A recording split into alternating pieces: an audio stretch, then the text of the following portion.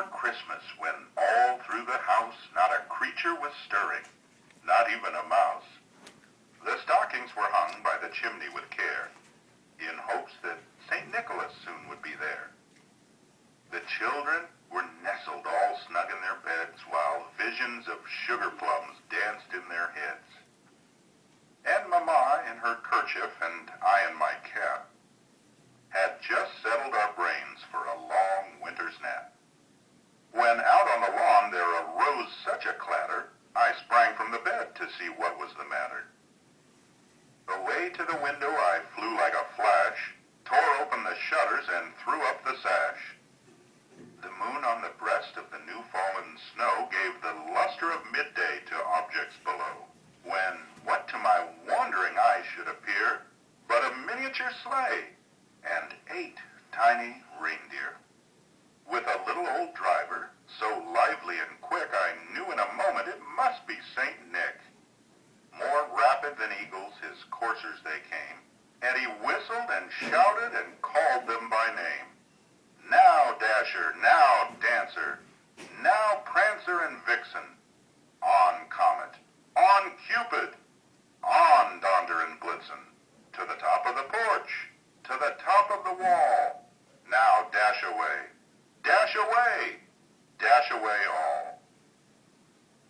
As dry leaves that before the wild hurricane fly, when they meet with an obstacle, mount to the sky, so up to the housetop the coursers they flew, with the sleigh full of toys, and St. Nicholas too.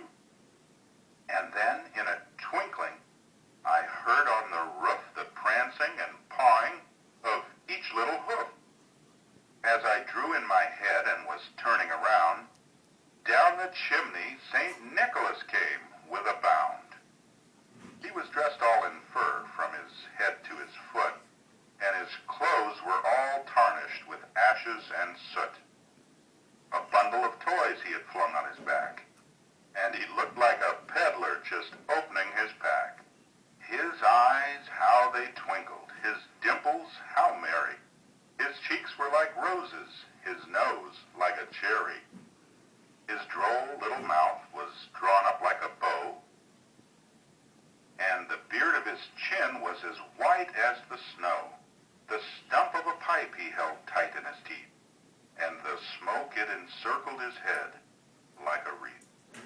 He had a broad face and a little round belly that shook when he laughed like a bowl full of jelly. He was chubby and plump, a right jolly old elf, and I laughed when I saw him in spite of myself. A wink of his eye and a twist of his head soon gave me to know I had nothing to dread.